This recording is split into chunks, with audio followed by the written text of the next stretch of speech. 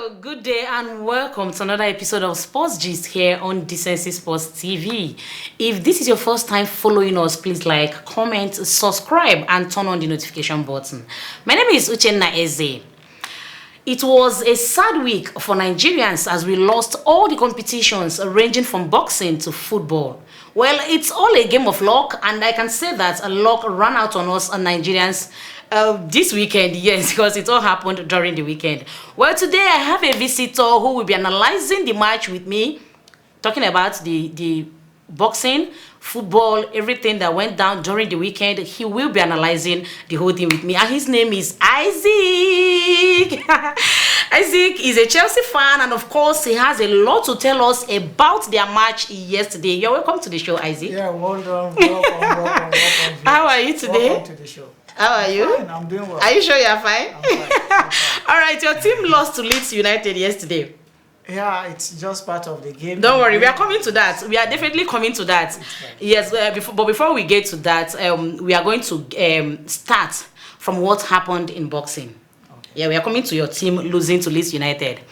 All right, in boxing, Alexander Yusuf defeated Anthony Joshua for the second time to defend his WBA Super, IBF, WBO and IBO World Heavyweight titles in a split decision victory. Now, the fight was not as much of total domination for Yusuf as their first meeting had been, but the undefeated champion was still easily the winner. Now, Joshua certainly looked a lot better than he had 11 months prior, but Yusuf proved why he is one of the best pound for pound boxers in the world right now. The Ukrainian would have beaten most heavyweights on the night as his speed of hands, footwork and fitness proved just too much for the former two-time champion. At the bell, Yusuf fell to his knees after an emotional few months in which he has fought for his country in the war with Russia. Thankfully, the result went in the right way after one judge somehow managed to score the fight in the favor of the challenger 115 to 113. Yusuf and Joshua had fought for the first time in September last year, with the Ukrainian coming out on top at the Tottenham Hotspur Stadium. Now, the former cruiserweight champion completely dominated in his performance, with fans of the British boxer baffled that he didn't seem to try and use his height and weight advantage. Now, the rematch looked in some doubt when the undefeated 35-year-old joined the front line in his home country to fight the invasion by Russia. However, they eventually agreed to the second fight in Saudi Arabia, and with the retirement of Tyson Fury, it came with the addition of the ring heavyweight title to go along with the four belts. After a tentative first couple of minutes, the pair then exchanged shots, with Yusuf finding Joshua's head and the challenger landing to the body. In the second round, Joshua, the taller man, attempted to be more aggressive and let his right hand go, but it was still tough to find the target against the agile Yusuf, who was able to land his jab quite regularly. The third round was a closer one and may have even gone the way of the Brits, but he was still not quite managing to let his hands go in the face of Yusuf's constant movement. Now, before the fight, there was talk that Joshua was going to test his opponent with shots to the body, somewhere he may have been considered weaker. That increasingly became his target in the fourth and fifth rounds, with the Ukrainian even getting a timeout for a low shot in the fifth. But Yusuf still had plenty of his own moments. The pace massively slowed at the start of the sixth. AJ landed some shots when he eventually tried speeding things up, but as usual, his opponent once again landed himself. Now, the speed of both hands and feet from Yusuf was causing his opponent all sorts of issues. And even when AJ landed a good body shot in the eighth, he wasn't able to keep him pinned down long enough to take advantage. Now, suddenly the fight really came alive in the night as Joshua found Yusuf's body early on and then sprang into action later in the ring with several good combinations, pushing his opponent against the ropes and around the ring, having taken the best that his opponent had to offer. Now, Yusuf came flying out of the gates in the first half of the 10th round, and AJ was holding on. From all I read, Isaac, prior to what happened on Saturday night, a lot of talks have been coming up. Of course, you know, their first match happened in September last year in Tottenham Hotspur field. Yes, of course, where Alexander Yusuf won AJ on the 5th or 6th round. Yes, and then AJ went home trying to come up. He said he was going to come up and reclaim his belts. And then from then, the match was proposed based on the Russian invasion of Ukraine, of which Usich went here as fight to his country. Now, on coming out, Usich has to give him some time to be able to prepare. AJ prepared and all of that. And what happened. So looking at what happened, and of course you watched the match, I would like you to tell me what exactly do you think went wrong with AJ's style of play? Because around the 5th and 6th round, it seemed AJ was dominating the other Usich, but then at the end of the whole thing, by split decision, Usich was able to win. So I would like you to tell me, what do you think went wrong with AJ's style of play? Of course, AJ after the match came up to say he had emotional battle with himself before the physical battle with Yusuf. Yes. So you cannot have 2 matches playing within you. Yes. The match they won on emotion is very important. Yes. And you must have to play that one with your emotion before you head to the ring to fight a person of Usich caliber. So AJ had it or got it all wrong when he could not maybe face the emotional issue before heading to the ring. But you see, in the match, AJ came up strong, as if nothing was out, as if he had nothing to lose. Yes. And so he fought well from the first to 6th, 7th, 8th round, and it's so unfortunate that everything went wrong. Very unfortunate. Well, talking about the match, like you said, AJ came up feeling like somebody that has nothing to lose. Yeah, the truth is, when both of them were walking to the ring, when I saw them, I saw Usich like somebody that is going with this confidence. I have kept this thing in this ring, and I'm going to collect it back. That was what his body movement showed. But then on the part of AJ, when I saw him, seriously, as a Nigerian, I lost hope. Sorry to say that, but I saw him and I saw fear in him. Yeah, the emotional fight was maybe shown on him. And there's nothing to hide about. Of course, like I saw him and I saw that fear, and I wasn't really comfortable with the whole thing. But then on the other way around, I think I'm happy with Usich and the whole of Ukraine. They are in war. They have been in war for months now, due to the Russian invasion, and then Usich was fighting already in the war front. And I think in one of his interviews, he said that he prayed to God that, "God, please keep me alive. Let me go and fight this rematch. I want to win it for the Ukrainians. I want to make them happy. I want to make them believe that we can still win this war." And fortunately for them, Usich won that rematch on Saturday. I think it's a good thing for the whole of Ukrainians, and also, when he cried, I felt so emotional about the whole thing. Of course, it's a victory for exactly. So that's why I'm not really bothered about that. But then, AJ has come up to say that, talking about his emotional, whatever that happened, that he's going to come back stronger. For 2 times now, Usich has won AJ. And from how the whole match is played out, do you think AJ is going to come up anytime to take off his belts? Yeah, AJ is still young by age, and he still has a long way to go in terms of boxing. Yes. So he may still get the belt back. Yeah, but maybe not from Usich again. Usich is getting older. Yes. Break AJ maybe comes back to his feet and put some wonders. All right, still on boxing, Tyson Fury has reacted to Anthony Joshua's loss to Alexander Usich. Now he confirms he's coming out of retirement. Now remember that when Tyson Fury fought Dylan White sometime this year, he said he was going to retire. Yeah. Do you understand? And then after what happened on Saturday, Tyson Fury said he was not going to retire again, that he's coming out to fight Usich. And of course, Usich on his part said that he would be so ready and he would be so happy to play Tyson Fury. Yes. In boxing is a game of challenge. Okay. And once you see any challenge presenting, you must have to, as a giant in that very of course, you must need to go pick up a challenge. Yes. So winning Usich will be so remarkable for him, and that is what he really intends to do. Okay, we all know that Tyson Fury is known as the Gypsy King. He believes he is the king of heavyweight. He believes he's the king of boxing. Now, he has thrown the challenge to Yusuf, like you said, and Yusuf on his part has accepted the challenge. He said, I want to fight Tyson Fury. If I'm not fighting Tyson Fury, then I am not fighting at all. Now, if you ask me, this is what I call guts.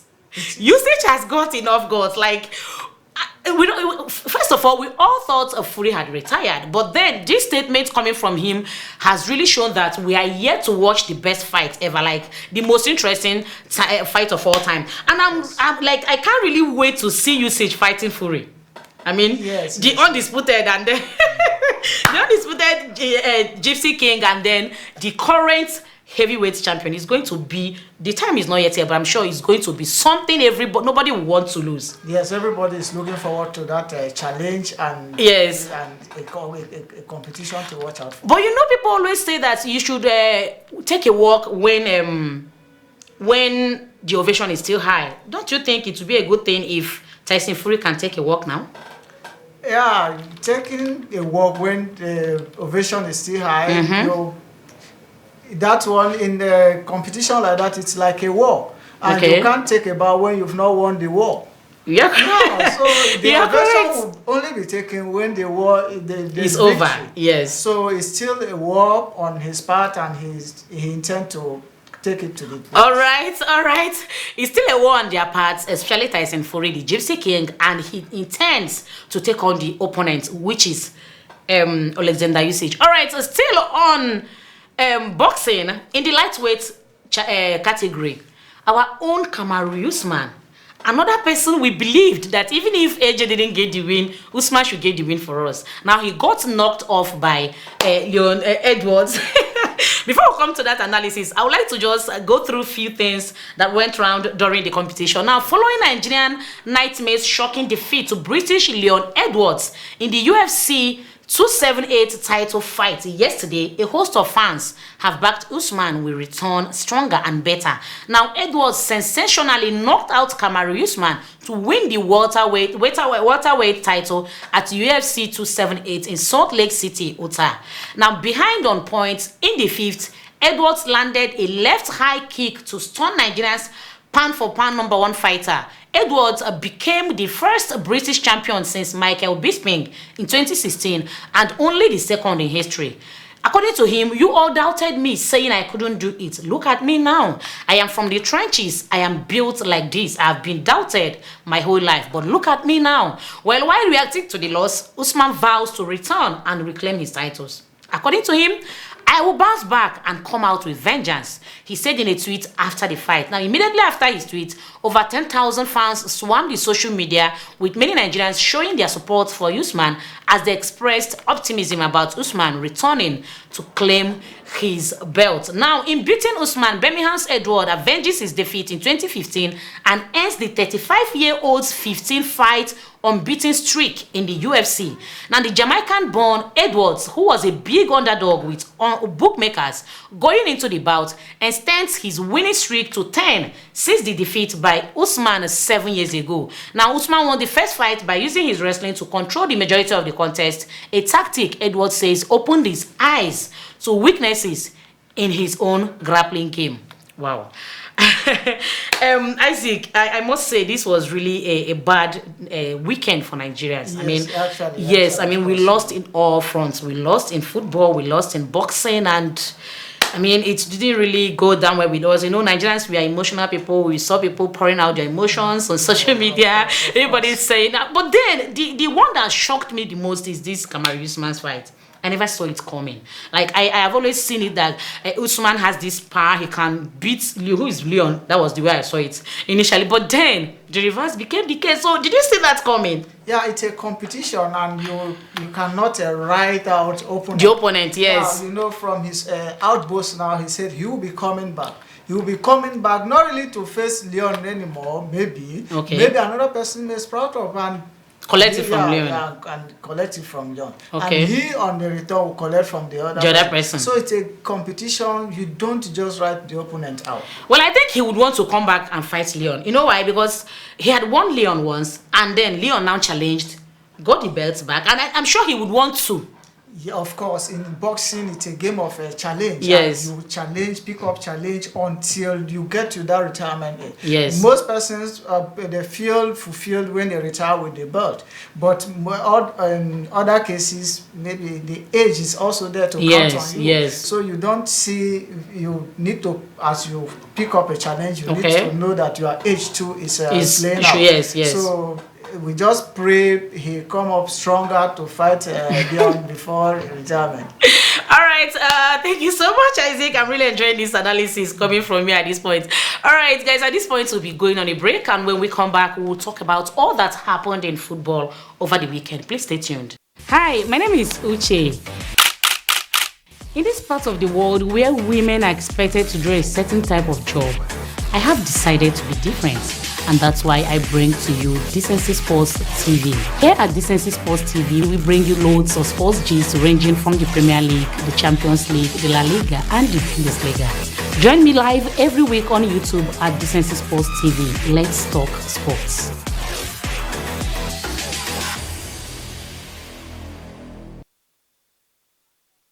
Hi,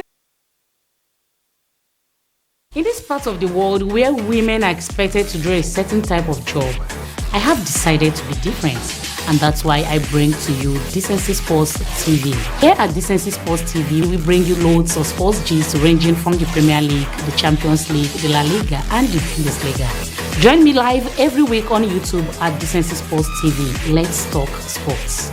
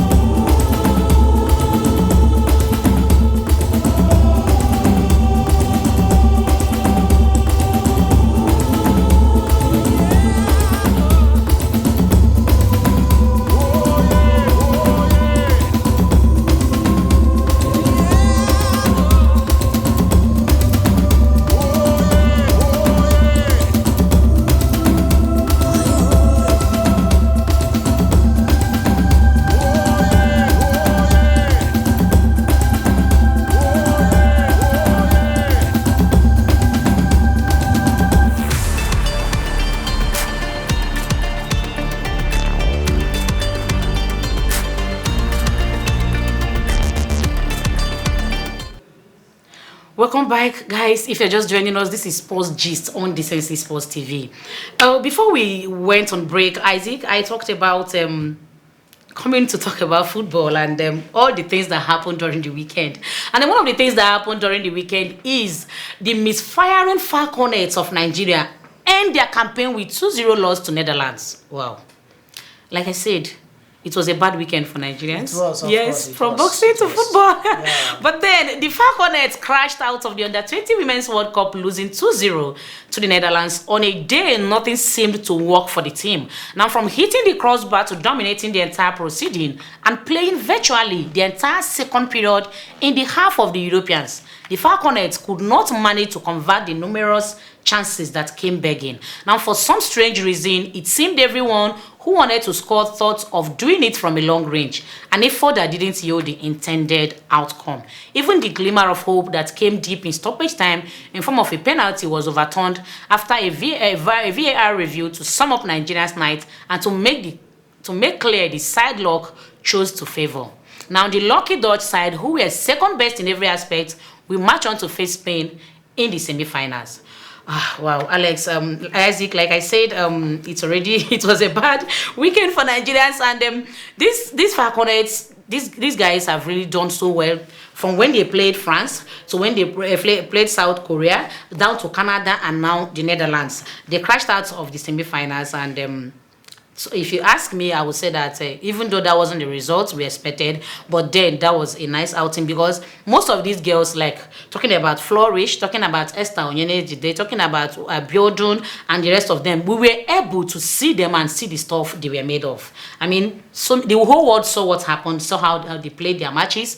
And someone said yesterday that whoever discovered Esther Onyenejide is going to make heaven. That the girl has all it takes to be qualified. That is a qualified footballer.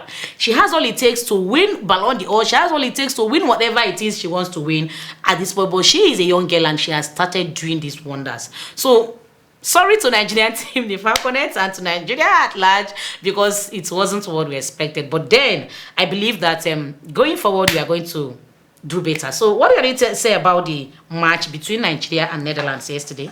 Yes, of course, it's been a nice outing for the Falconets. Okay. Like they've gone through difficult football playing countries. Yeah, just as you've earlier listed, and they came out victorious. The likes of the Canada, the South Korea, France, and those guys, they play so well. But for the Falconets, I think they are a good side, and I would advise that we Nigerians, we should not crucify them yet. Of course. They are still young, and we should just nurture them and hope that... No, if you watch the match, you won't have any reason to crucify them. These girls played a very beautiful match. Like the shots and everything, just that, like I said, luck ran out on us. And yes. In a game of football, we look at the winning, those that won. Yes, and not how well you played. Yes. So they started with a defensive blunder, and with defensive blunder on a part like Netherlands, they capitalized on that. To score from a far range. So you know, again, if you see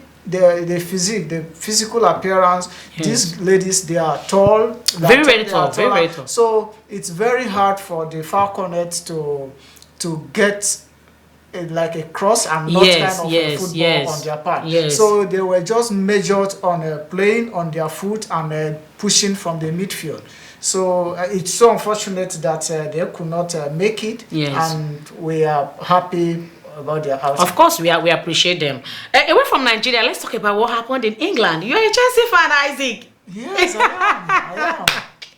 What a time to be a Chelsea fan. You're a Chelsea fan, and then yesterday, Leeds United. Now, you talked about Kamaru Usman's fight being the shocker for me in boxing. Now, the shocker for me yesterday was Chelsea's outing in Leeds. Now, your team, let me talk about Mendy. Mendy somehow opened the way for Leeds players to score. If I should use it that way. Mendy opened the way. Just come and score. All of you should come and score. And we saw how it happened. Mendy is capitalizing on the trust Tuchel's has on him, and it's so unfortunate that he is doing that in a Premier League where everyone is every movement counts. See, well, Chelsea suffered their first Premier League defeat this season as Edward Mendy's embarrassing blunder put Leeds on course for a 3-0 win, while Brighton condemned West Ham to a third successive loss yesterday. Mendy's costly mistake was the catalyst for Chelsea's shocking implosion at Elland Road as Brendan Harrison netted after catching the goalkeeper taking too long in possession. Now, Rodrigo's fourth goal in 3 games this season doubled Leeds' advantage before halftime.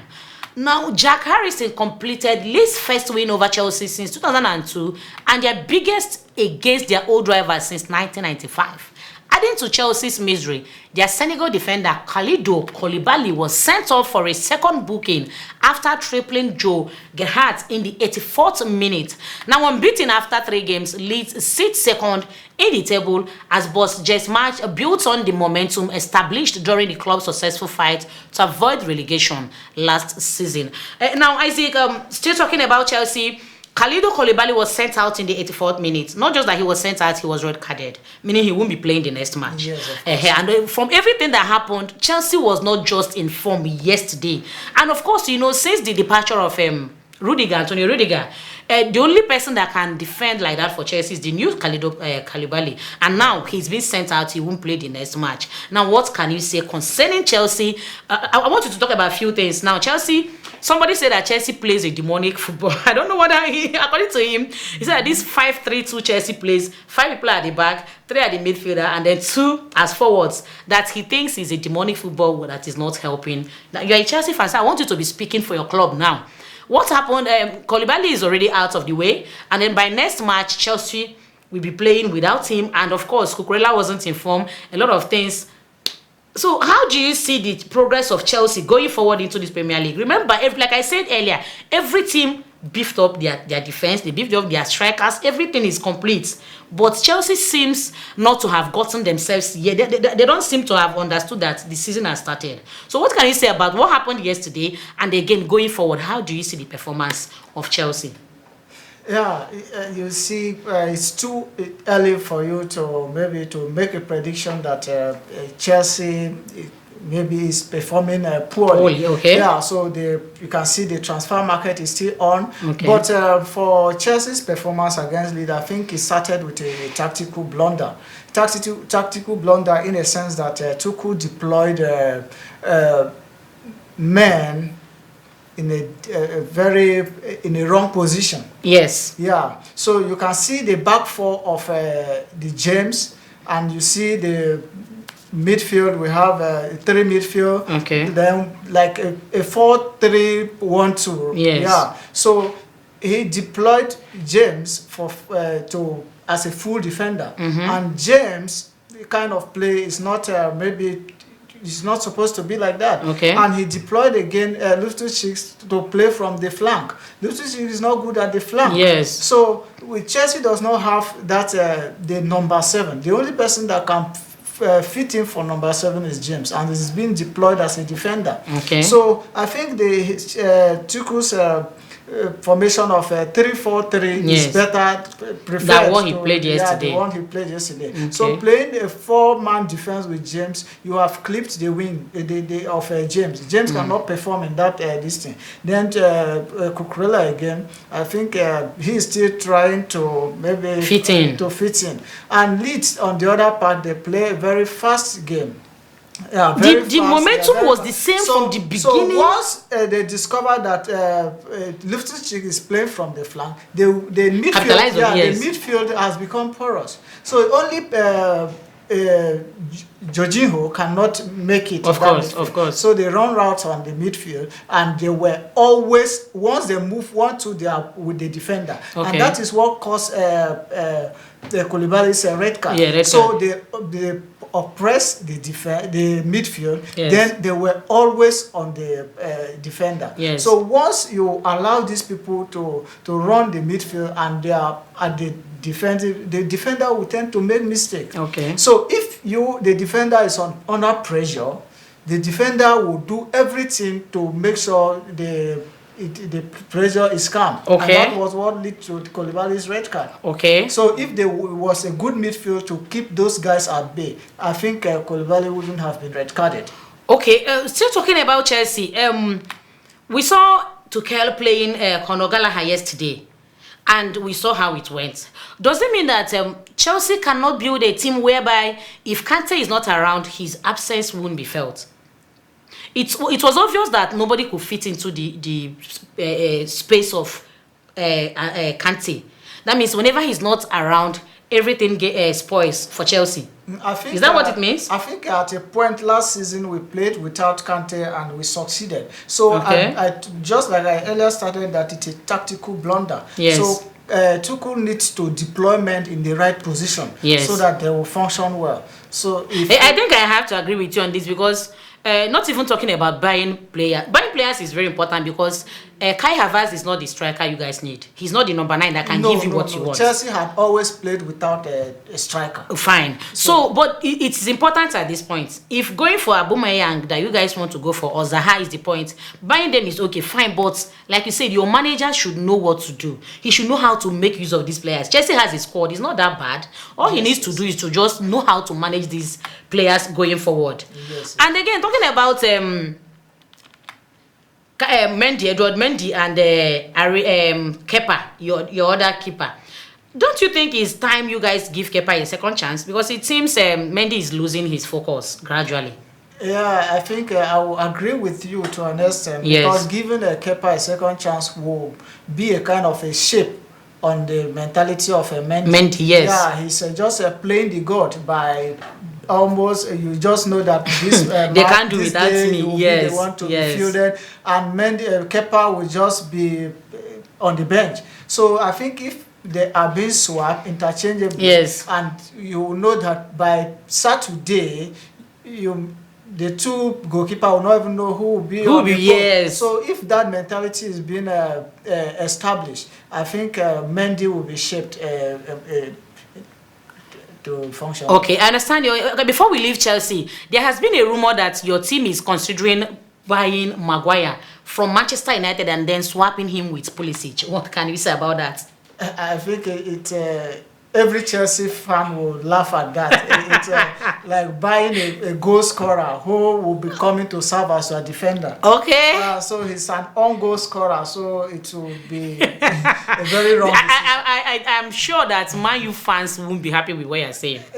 How can you say that their player, their captain, is an on-goal scorer? Of course, he's an on-goal scorer. All right, away from Chelsea, Manchester City yesterday displayed their championship resolve as they came from 2 goals down to salvage a 3-3 draw in all-action game at Newcastle. Now, City had won 27 of their previous 28 games when scoring first, but all Ekagudona's early opener, the record looked in danger as they fell 3-1 behind through a display of intensity and attacking intent labeled a brilliant response by Eddie Howe.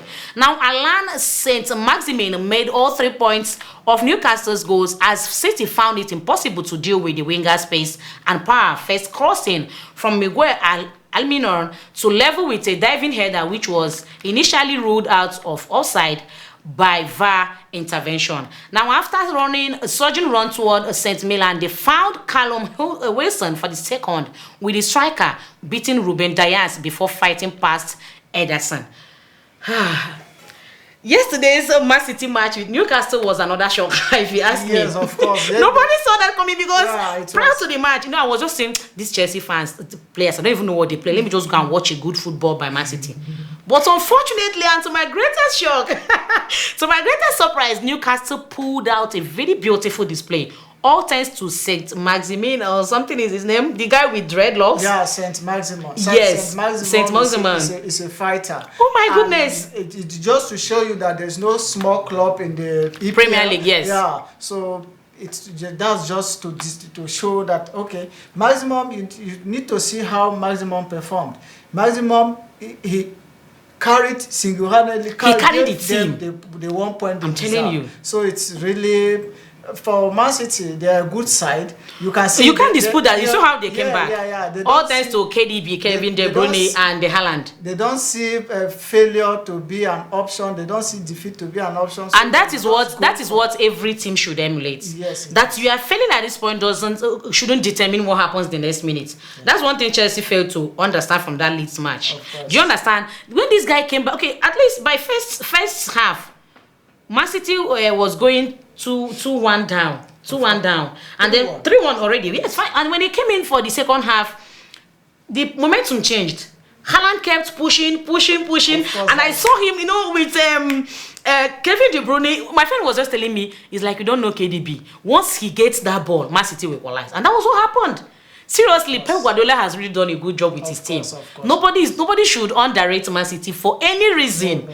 They really tried yesterday, but then whoever that is handling Newcastle, I beg you, deserve some thumbs up. Newcastle surprised everybody, and believe you me, that is how they are going to play this season. Of course, yes. That is how they are going to play going forward. They are the defending champion, and they are fighting to retain the trophy. Of course. Yeah. So they need all right, all right, Isaac. It's been wonderful, seriously, having you around. But then, before we end the show today, I want us to take a look at the match of the day. That is Manchester United will be taking on Liverpool at Old Trafford tonight, and here we're going to be talking about a decade, that what difference a decade can make. Now, how Liverpool have left United in their wake in the last 10 years, despite a not spend of £700 million less, as bitter rivals go head-to-head at Old Trafford tonight. Now, Manchester United, they will be hosting Liverpool in Old Trafford, and the two clubs have experienced a huge shift in fortunes over the last decade. Now, talking about Liverpool and Manchester United, you know, prior to during the preseason, when they met, Manchester United scored 4-0 against Liverpool. And people said it's just the normal preseason, initial drag and all of that. But today's match is looking to me like an El Clasico in England. Yeah, of course. I'm seeing it like Man U, you know, they've lost two of their matches. Now this is the third one. And also Liverpool on their side has equalized 2 of their matches. Yes, this is the third one. Now this match tonight determines a lot for the two teams. I don't see any of the teams ready to give up, despite what is going on in each of these teams. So, how do you see this match? What do you think is going to happen at Old Trafford tonight? Yeah, there are 2 big clubs in the Premier League. Okay. So, you will not judge their results by what they've played with the smaller club, even though there are no smaller club in the EPL. Of course. So, it's a clash of fans, a clash of coach, a clash of players. So, a clash of the Titans. Yes. So nobody will want to send bad signal to the fans anymore. The fans are living with high expectation. They want to see their club on the winning way. Yes. So either of Liverpool or Man U, they really want to win. Of course. So it will be a very big clash. All right, talking about winning, last game of Liverpool against Crystal Palace, Darwin Núñez was red carded. And today will be left for only Mohamed Salah to carry on that angle. Now, do you think Salah alone, you know, it's been Salah, Mane, and then when Mane left, it became Salah, Núñez. Now, do you think Salah is going to do some magic this night? I mean, he's going to cover up that space of Darwin Núñez not being around. Yeah, it's not always Salah's scoring goal, but we have other midfielders, good midfielders too, that could maybe put up a shot. Okay. So I will not maybe jettison the fact that Liverpool is filling the void of Mane. Okay. That combination between Mane and Salah will not be there. But on the other way, Diaz is there too to of course. So Diaz too is a very good and strong player. Of course, Luis Diaz is a strong player. So, yeah. And I think Man U need to deploy the right persons, or they will have themselves. All right. Lastly, Manchester United just signed Casemiro from Real Madrid, and of course, they want him to play today. They want today to be the first time he's playing. Yes, for for Manchester United against Liverpool tonight, and a lot of expectations are already on the guy. Some Man U fans are saying, of course, their midfield will be better and all of that. I am pushed to believe that Manchester will play a good game today. I really don't know where it's coming from, but I believe Manchester United is going to put up some magic out there. Now, how can you say, how do you see the presence of Casemiro now in United? Yeah, Casemiro will be coming with the strength they needed, the experience they needed, having played with the likes of Varane and Ronaldo before. He will also pair with Fernandes, who also have experience. Yeah, if that come to replace Fred, so the midfield of Eriksen, Casemiro, and Fernando would be a very good combination. So I think I see Man U doing well from the midfield and the attacking side too. So what Man U really needs to work on now is their defense. So they tend to maybe concede goals that are not worth it. So they concede easy goals, and it's not really good for the mentality. I think the midfield is somehow okay now, and the forward, of course, the strikers, they are doing. I think that is just that defense you talked about that Man U needs to focus on. Of course. All right, you guys, this is us wishing you guys all the best. Go out there and do some magic. I'm not saying that Liverpool fans, guys shouldn't play well, but like I said, this is like a clash of the giants. It is. Of course, nobody can underrate Man U despite what is happening. All right, we are drawing the curtain here today on this show. And Alex, it's been a pleasure having you around. Sorry, Isaac, I don't know why I keep calling you Alex. It's been a pleasure having you around, Isaac. Thank you. And I hope to see you again. Yeah, you always All right, please guys remember to like, comment and subscribe. My name is Uchenna Eze. See you next week.